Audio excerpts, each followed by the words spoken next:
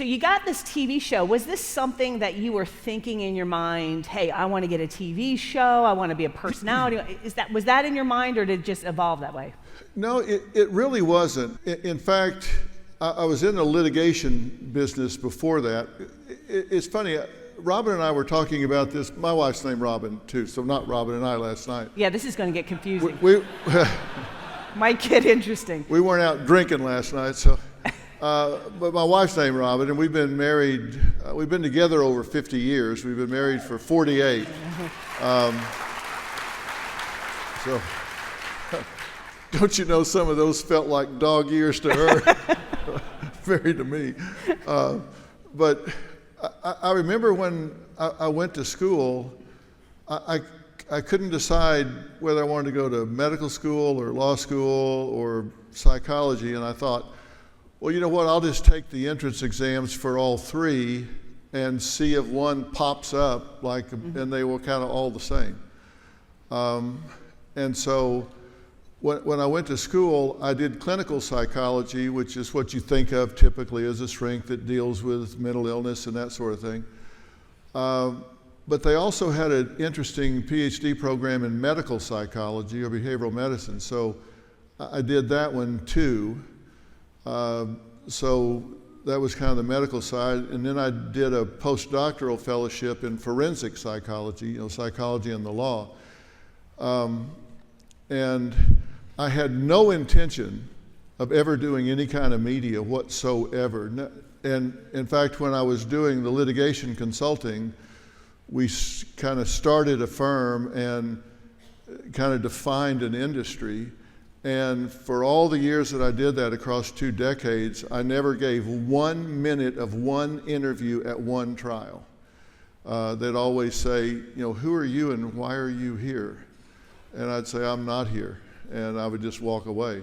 I never gave 1 minute of interview, so I certainly had no intention to be on television in any way whatsoever. Mm-hmm. In fact, after I helped defend Oprah in the mad cow case up in Amarillo, if you all remember mad cow disease, bovine spongiform encephalopathy, alias mad cow disease, she called a couple of weeks later, after that trial was over, one of her producers called and said, Oprah wants you to come be on the show. And I said, no thanks. Wow. I appreciate it, but I don't think so. And I gave them 3 names of somebody I thought would be good. And about 20 minutes later, the phone rang again, and it was Oprah. She said, you don't say no to Oprah? What are you, nuts? And I said, well, I'm going scuba diving with my sons, and I'm not going to be here. So she said, well, how about we wait until you get back, and we'll do it when you get back. I said, well, okay. We'll get back. I'll try it when I get back. And I thought, and I just told her, I said, look, I'll just do what I do and say what I say, and if you can cut it up and turn it into television, it's okay with me. If you don't, that's fine too. And then the rest is kind of history from there, because I don't think anybody at that point had just been real straight up direct with people. Mm-hmm. And I remember the first guest that I ever spoke to on the Oprah show was actually a stripper.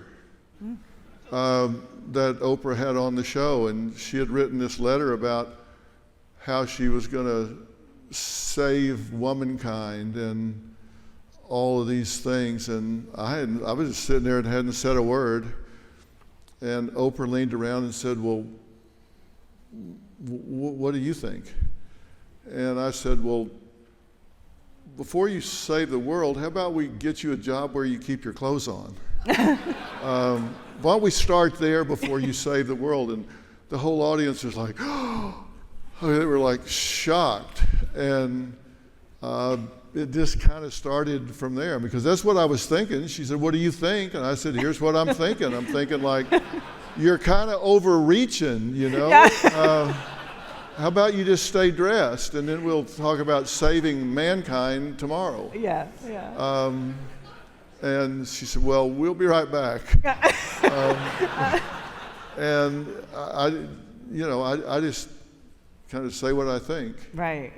So then she asked you to come back. I guess it was very well received, and so she asked you to come back, and then you were pretty regular. At what point did you go, hey, maybe I should do this? Like, when was the idea of your own show coming up? Well, after I'd been on just that first time, and we just got inundated with like every production company and network and television, and there weren't just the three. There was CBS, ABC, NBC, and Fox, and then there's also Warner Brothers and Disney and all these others.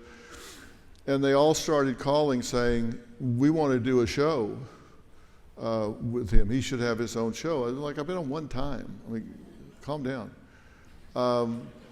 And so when I got all these messages and stuff, I just took them all and gave them to her and said, here's all this stuff. And she said, look, if you ever want to do your own show, just tell me.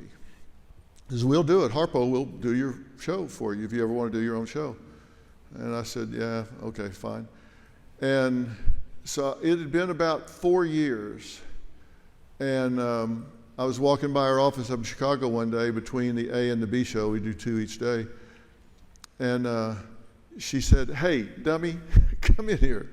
She said, you've never brought this up again, but 80% of our mail is for you, and 90% of our scripts that people request, because you could order scripts back then, Burrell's order scripts, are for you. You're doing 20% of the shows and getting 80% of the mail and 90% of the scripts ordered. It's time. It's time to do your own show. And I said, yeah, well, okay, we can look into it. And so we started doing it, and then a year later we launched the Dr. Phil Show at Paramount in LA, and then it ran for 23 years. I had no idea how long it would be on. Wow. And people said, do you think it'll matter that Oprah's not there? And I said, well, let's see. We're going to eliminate the most clarion voice in the history of television. Will that matter? Yeah, I think it will. Yeah. Yeah, I think it will. And it did. I mean, it changed the whole way of doing it, but that's how it all got started.